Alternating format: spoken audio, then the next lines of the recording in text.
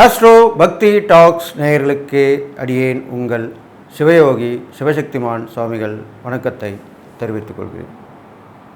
இந்த பதிவில் 12 ராசிகளுக்கு உண்டான புரட்டாசி மாத ராசி பலன் தான் சொல்ல போகிறோம். இப்போது என்னோடய குருநாதனை வணங்குகிறேன். ஓம் குருப்யோ நம. நற்பவி நற்பவி நற்பவி. ஓம் காஞ்சிவாசாய வித்மகே சாந்தரூபாய தீமகே தன்னோ சந்திரசேகர பிரச்சோதயாத். என்னோட ஆத்மாதன மகாகாளி வணக்கம். ஓம் காளிகாசாய வித்மகே மசான வாசின்ன தீமகே தன்னோ அகோர பிரச்சோதயாத். புரட்டாசி மாத ராசி பலன்கள் பார்க்கும் பொழுது ரிஷபத்தில் குரு இருக்காங்க, மிதுனத்தில் செவ்வாய், அதே மாதிரி சிம்மத்தில் புதன், கன்னியில் சூரியன், சுக்கிரன், கேது, கும்பத்தில் சனி, சந்திரன், மீனத்தில் ராகு, இந்த மாதிரி நவகிரகங்களும் அமர்ந்திருக்கக்கூடிய நேரத்தில் இந்த புரட்டாசி மாதம் பிறக்குது. புரட்டாசி மாதம் பிறக்கிற அன்னைக்கு சதுர்த்தசி முடிந்து பௌர்ணமியும் அன்று தினமே வருது. அப்போது ஒரு இருள் மறைந்து ஒளி வரக்கூடிய மாதமாக தான் இந்த மாதம் இருக்க போகுது. அதுக்கு நீங்கள் ரொம்ப சந்தோஷப்பட்டுக்கணும். அப்போது இந்த புரட்டாசி மாதத்தில் தான் நிறைய விரதங்கள் வருது. மாலை அமாவாசை, நவராத்திரி விரதம், அந்த ஆதிபராசக்திக்கு 9 நாளுமே நவராத்திரி விரதம் இருந்து பெண்கள் வீட்டில் கடைபிடிப்பாங்க, கோவிலும் போயிட்டு வருவாங்க. அப்பேற்பட்ட மாதமாக தான் இந்த புரட்டாசி மாதம் சொல்லப்பட்டிருக்கு. அப்போ இந்த புரட்டாசி மாதத்தில் உள்ள கிரகங்களை பார்க்கும் பொழுது குரு ரிஷபத்தில் இருக்கார், தனகாரகன். அதனால் நிறைய செலவுகள் மக்களிடையே செய்யக்கூடிய சூழ்நிலை வரும். நிறைய ஆசைகள் போடுவாங்க, தேவையான பொருளாக வாங்கி குவிப்பாங்க. சிக்கனம் சேமிப்புன்றது அறவே இருக்காது. அப்படி தான் இந்த உள்ள காலகட்டங்கள் இருக்குது. நமக்கு வர்றது நம்ம செலவு பண்ணிடும், அவ்வளோதான். பிற்காலத்துக்கு வரும், வைக்கணும், நம்மளுக்கு முக்கியமான தேவைக்கு வேணும் அப்படின்னு யாருமே நினைக்க மாட்டாங்க. அப்படிப்பட்ட காலகட்டம் தான் இப்போ அமைஞ்சிருக்கு. இந்த கிரகங்களும் அப்படி தான் அமைஞ்சிருக்கு. அது இல்லாமல் இந்த செவ்வாயும் மிதுன ராசியில் செஞ்சிட்ருக்கனால கல்வியில் புரட்சி, தொழிற்கல்வியில் நல்ல அனுபவம் மேலிடுறது, புதிய கல்விக் கொள்கை, அது மூலிமா நல்ல விழிப்புணர்வு ஏற்பட்டு மக்களிடையே, மாணவர்களிடையே நல்ல பலன்கள் கிடைக்க போகுது. கல்வியில் மேம்பாடு, நல்ல உலக அனுபவம், எல்லாமே புரிஞ்சு நடக்க போகிறீங்க. எல்லாவற்றிலையுமே கவனமாக இருக்கணும்னு இந்த காலகட்டத்தில் சொல்லப்பட்டிருக்கு. யாரை நம்பணும், யாரை நம்பக்கூடாது, யார்கிட்ட பழகணும், யார்கிட்ட பழகக்கூடாது, இதெல்லாமே இப்போ உள்ள கிரகணங்களை வைத்து பார்க்கும்பொழுது பொதுவாக நீங்கள் கவனமாக இருக்கிறது தான் நல்லதாக சொல்லப்பட்டிருக்கு. அடுத்ததாக பார்த்தீங்கன்னா சிம்மத்தில் புதன் இருக்கார். அவருக்கு நட்பு வீடு தான். எப்பயுமே புதனாகப்பட்டவர் அந்த சூரியநாராயணன் கூட தான் சுற்றி வருவார். சூரியனுக்கு அருகில் உள்ள கிரகம் எதுன்னு கேட்டால் கண்ணை மூடிட்டு சொல்லிடலாம், புதன் சொல்லிடலாம். அந்த புதன் தான் எப்பயுமே சூரியனுடைய பயணித்து கொண்டிருக்கவர். அப்பேற்பட்ட அந்த புதன் அந்த சூரியனுடைய வீட்டில் இருக்கிறனால நல்ல வாய்ப்புகள் வரும். நிறைய விஷயங்கள் வெற்றி கொடுக்கக்கூடிய விஷயமா இருக்கும். சாதனை பண்ணுறது, செயல்படுத்துறது, ஒரு முயற்சி எடுத்து அதில் முடித்து கொடுக்கறது, இதெல்லாமே நடக்க போகுது. இதெல்லாமே அந்த புதன் உங்களுக்கு கொடுப்பார். கல்வி அறிவு கொடுப்பார், உலக அனுபவ அறிவு கொடுப்பார், மக்களிடையே விழிப்புணர்வு கொடுப்பார். மக்கள் ஒற்றுமையாக இருக்கணுன்றதை நிலைநாட்டக்கூடியவராக இருப்பார். இப்போ உள்ள காலகட்டங்கள்லாம் நிறைய பேர் ஒருத்தருக்கு ஒருத்தர் விமர்சனம் பண்ணுறாங்க. அதனாலேயே சண்டைகள், சச்சரவுகள், இது மாதிரிலாம் வந்துட்டுருக்கு. மனஸ்தாபங்கள், கருத்து வேறுபாடுகள், மிஸ் அண்டர்ஸ்டாண்டிங்னு சொல்லுவாங்க. அது இருந்தால் எந்த ஒரு வாழ்க்கையை நம்ம வாழ முடியாது. அது மக்களிடையே, நண்பர்களுக்குள்ளேயும் சரி, உறவுகளுக்குள்ளேயும் சரி, அரசாங்கத்திற்கும் மக்களிடையுமே சரி, புரிதல் இருக்கணும். மியூச்சுவல் அண்டர்ஸ்டாண்டிங்னு சொல்லுவாங்க. அதுதான் உண்மையான விஷயம். அந்த புரிதல் இருந்துட்டாலே நல்லாயிருக்கும். அந்த ஒரு புரிதலை கொடுக்கக்கூடிய காலமாக தான் இந்த காலம் இருக்க போகுது. அதுக்கப்புறம் பார்த்திங்கனாக்கா கன்னியில் ஏற்கனவே கேது, சுக்கிரன் இருந்திருந்தார். அதனால நிறைய பிரச்சனைகள், பெண்கள் வகையிலேயே பாதிப்புகள், அவங்களுடைய பழக்க வழக்கங்கள் மாறுபடுறது, அவங்க தன்னிலை மறந்து தவறான விஷயத்துக்கு போகிறது, எல்லாமே நடந்துக்கிட்டு இருந்தது. இப்பொழுது சூரியன் வந்த பிறகு கொஞ்சம் விழிப்புணர்வு ஏற்படும். அப்போ சூரியன் சேரும்போது, கேதுவோடையும் சுக்கிரனுடையும் சூரியன் சேரும் பொழுது அரசாங்கத்தினுடைய ஆதரவு கிடைக்கும், மக்களுக்கு பாதுகாப்பு கிடைக்கும். இதனால் வரை இருந்த பாதுகாப்பு இல்லாத சூழ்நிலை இப்போது பாதுகாப்பாக கொடுக்கப்படும். எல்லா இடத்துலையுமே இந்த பெண்களுக்கு பாதுகாப்பு கொடுக்கக்கூடிய விஷயமாக இந்த மாதத்தில் அரசாங்கத்தார் ஆலோசனை செஞ்சு அதுக்குண்டான வழியை கொடுப்பாங்க. இது இல்லாமல் தலைமை தாங்கும் பதவியில் உள்ளவங்களாம் நல்ல முன்னேற்றமான பாதையில் செல்வாங்க. மக்களுக்கிடையே பாடுபடுவாங்க.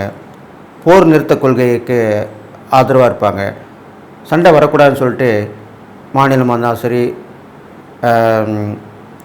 ஒரு நாடாக இருந்தாலும் சரி, அண்டை நாடுகளாக இருந்தாலும் சரி, எல்லாருமே இணக்கமாக போகிறதுக்குண்டான வழிமுறைகள் தான் இப்போ இந்த காலகட்டத்தில் நடக்க போகுது. இது இல்லாமல் கும்பத்திலே சனியோட சந்திரன் சேர்ந்திருக்கார். இது கொஞ்சம் ஒரு மைனஸ் தான் சொல்லப்படுது இந்த மாதம் ஆரம்பிக்கும் பொழுது. அப்போது சனியோட சந்திரன் சேர்ந்துடும் பொழுது கெட்ட பழக்கங்களும் ஒரு ஒரு சேர வந்து தான் போயிட்டுருக்கும். அதை தடுத்தாலும் தடை போட்டாலுமே அது அங்கங்கே பகிரங்கமாக இருந்தது மறைவான முறையிலே நடக்கக்கூடிய விஷயமாக சொல்லப்பட்டிருக்கு. இப்போ உள்ள அந்த போதைப் பொருட்கள் ஈடுபாடு படுறது, மது கடுமையாகிறது, பெண்கள் வகையில் பிரச்சனை கொடுக்கறது, இதெல்லாமே மறைமுகமாக இனிமேல் செயல்படுத்தப்படும். அப்படியும் இருந்துக்கிட்டு தான் இருக்கும். முழுசாக ஒழிந்து விடாது. அது கொஞ்சம் காலம் போட பிறகு சரியாயிடும்.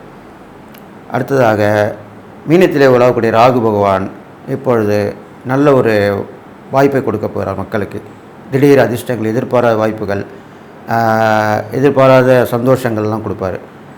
ஷேர் மார்க்கெட்டு, பணம் புழங்குற இடத்துல பணத்தை போட்டு பணத்தை எடுக்கிறது, இது மாதிரி வகையில் நல்ல லாபங்கள் கிடைக்க போகுது. ஆக மொத்தம் இந்த மாதிரி இந்த புரட்டாசி மாத கிரகங்களை பார்க்கும்போது எப்படி இருக்குது, இதெல்லாம் நீங்கள் புரிஞ்சு நடந்துக்கிட்டிங்கன்னா இந்த புரட்டாசி மாதத்தை கடந்து வந்துடலாம். இது இல்லாமல் இந்த பொதுவான பலன்களை பார்க்கும்பொழுது கவனமாக இருக்கிறது தான் நல்லதாக சொல்லப்பட்டிருக்கு. அது இல்லாமல் எதிலுமே யோசிக்காமல் செயல்படுவதும் நல்ல விஷயமாக சொல்லப்பட்டிருக்கு. ஆழக்கால் வைப்பதும் அகலக்கால் வைப்பதும் கூடாது. அடுத்தவருக்கு ஜாமீன் கொடுக்கக்கூடாது. அடுத்தவரை விட்டு விமர்சனம் செய்யக்கூடாது. இது மாதிரிலாம் இல்லாமல் நாம் உண்டு நம்ம வேலை உண்டுன்னு இருக்கக்கூடிய காலகட்டமாக தான் இந்த காலம் சொல்லப்பட்டிருக்கு.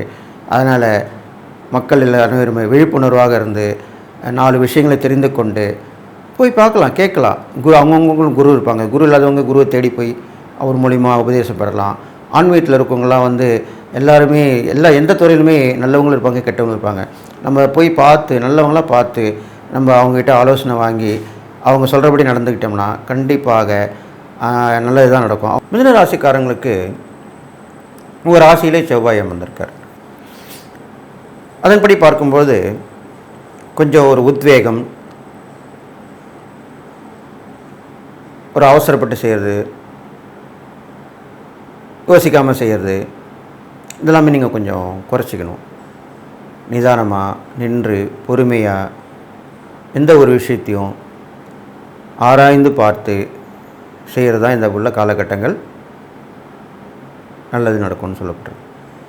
அப்போ நீங்கள் எதுவாக இருந்தாலும் யோசனை பண்ணி செய்கிறது நல்லதாக படுது. நிறைய பேர் சொல்லுவாங்க, இந்த பொருள் வாங்கிடு, கண்டிப்பாக நல்லாயிருக்கும், விலையும் குறைவாக இருக்குது அப்படின்வாங்க. ஆனால் நீங்கள் அந்த பொருள் நல்ல பொருளா, அது நம்மளுக்கு தேவைதானா, இப்படிலாம் பார்த்து தான் நீங்கள் அதை செய்யணும், முயற்சிக்கணும். இந்த வேலைக்கு நல்ல டெவலப்மெண்ட் இருக்கும், கிடைக்கும் அப்படின்லாம் சொல்லுவாங்க. அதையும் நீங்கள் யோசனை பண்ணி செய்யணும். ஒரு டிரான்ஸ்ஃபர் வருது, அப்போயும் நீங்கள் முயற்சி எடுத்து பார்த்துட்டு அது அங்கே போகிறது நல்லதுன்னாக்கா நீங்கள் ஒத்துக்கணும். இல்லைன்னா மறுக்கக்கூடாது. அதுக்கு உண்டான காரணங்கள் சொல்லி நீங்கள் அதை தவிர்க்க பார்க்கணும். இப்படி தான் பண்ணணும். அது இல்லாமல் உங்களுக்கு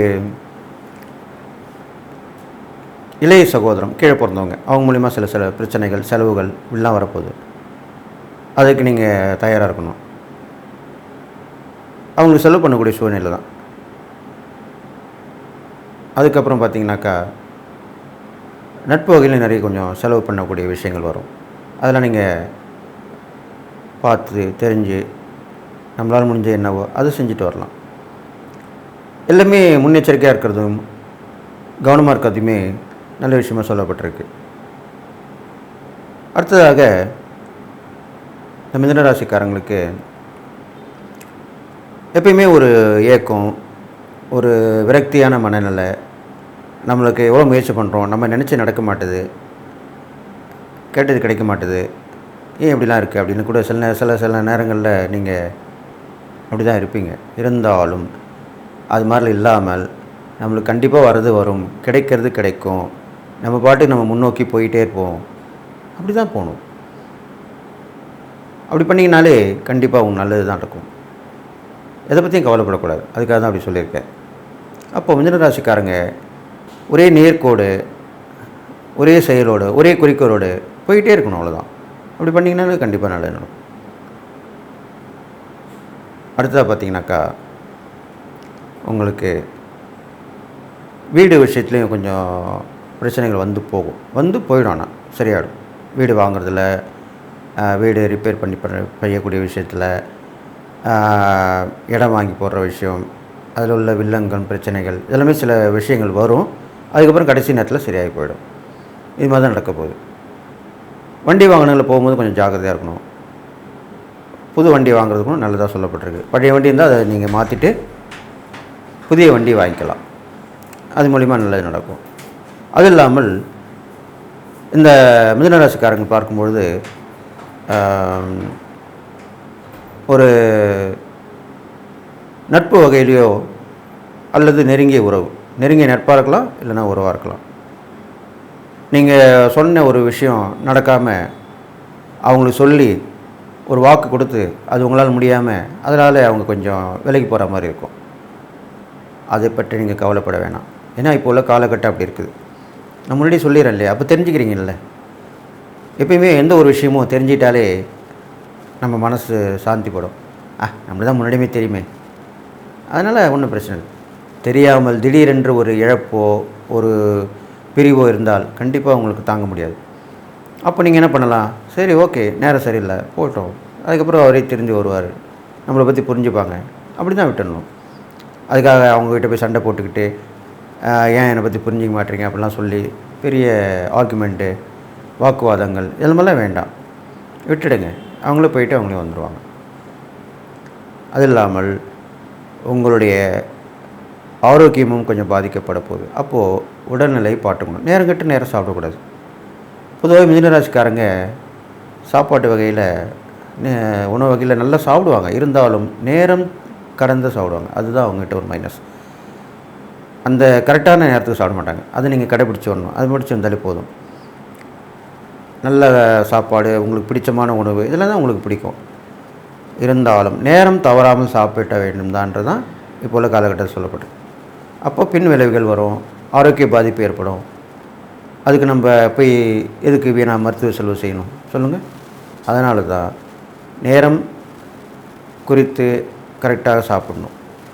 அதெல்லாம் சாப்பிட்டு வரணும். நம்மளுக்கு என்ன பிடிக்குமோ அது மட்டும் தான் சாப்பிட்டு வரணும். இது மாதிரிலாம் பண்ணிட்டு வாங்க. அடுத்ததாக பார்த்திங்கனாக்கா உங்களுக்கு வேலைப்பளு அதிகமாக இருக்கும். உத்தியோகம் பண்ணுறவங்க, வெளியில் வேலையில் சுற்றி வரவங்க, இவங்களுக்கெல்லாமே அதிகமான வேலைப்பளு இருக்கும்.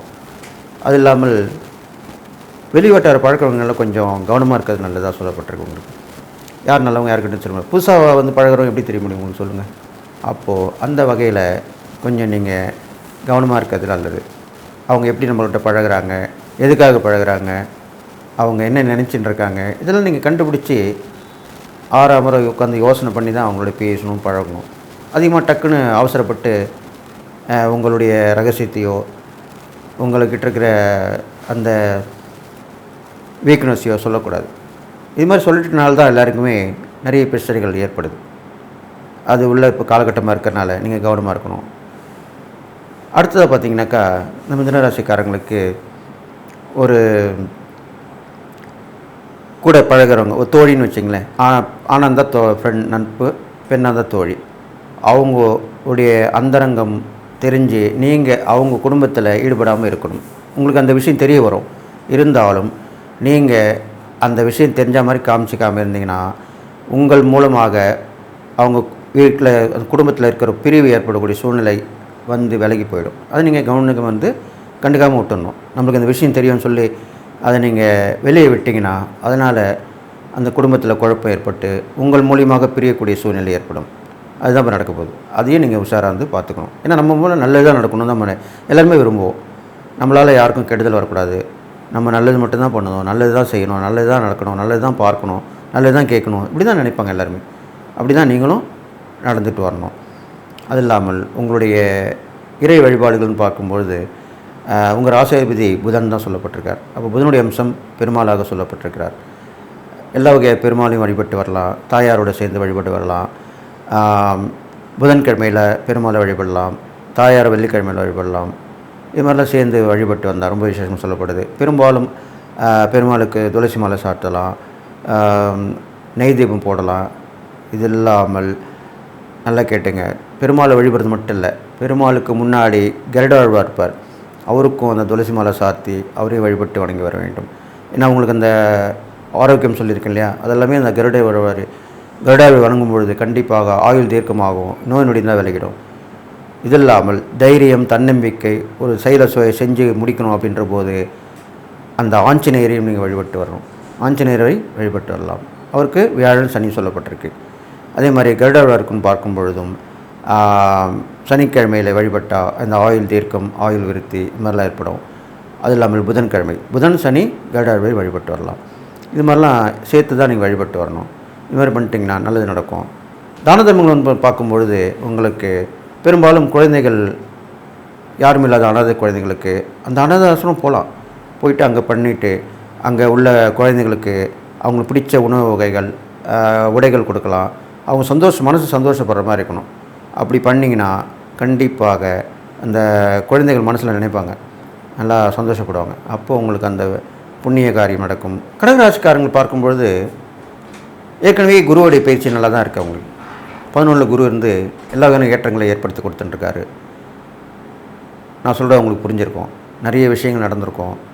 கேட்ட இடத்துல கடன் கிடச்சிருக்கும், பணப்பற்றாக்குறை தீர்ந்திருக்கும், நிறைய ஆன்மீக சுற்றுலா போயிட்டு வந்திருப்பீங்க, குடும்பத்தில் அனைவருடைய ஆதரவும் கிடச்சிருக்கும், லாபங்கள் தொழில் வியாபாரம் மூலிமா கிடச்சிருக்கும்.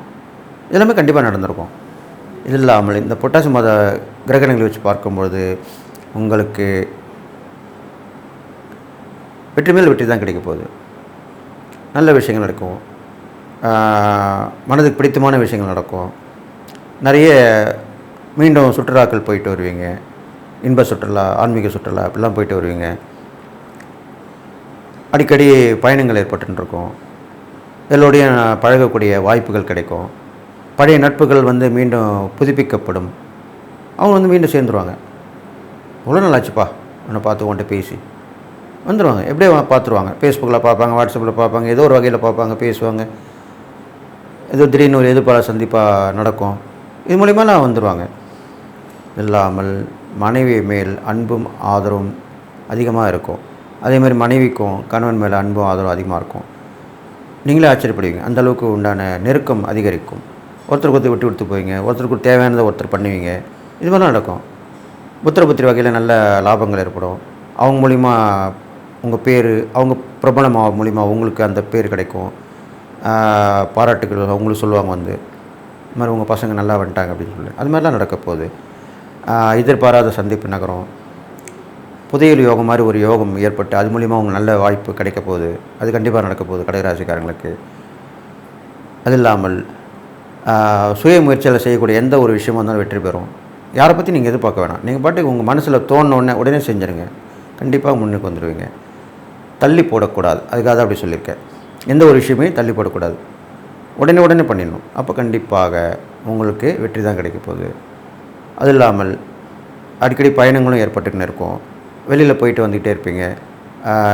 வெளிவட்டார பழக்கங்கள்லாம் நிறைய விரிவாக்கப்படும். நிறைய பேர் சேருவாங்க, உங்கள் ஃப்ரெண்ட்ஷிப் வருவாங்க. ஃப்ரெண்ட்ஸில் நிறைய பேர் சேருவாங்க. ரிலேஷனில் கூட நிறைய இந்த ஃபங்க்ஷனில் சேரும்போது டிஸ்டன்ஸ் ரிலேஷன்லாம் அடிக்கடி உங்களை பார்த்து பேசி அவங்களும் உங்களுடைய தொடர்புலேயே இருப்பாங்க. இது மாதிரிலாம் நடக்க போகுது.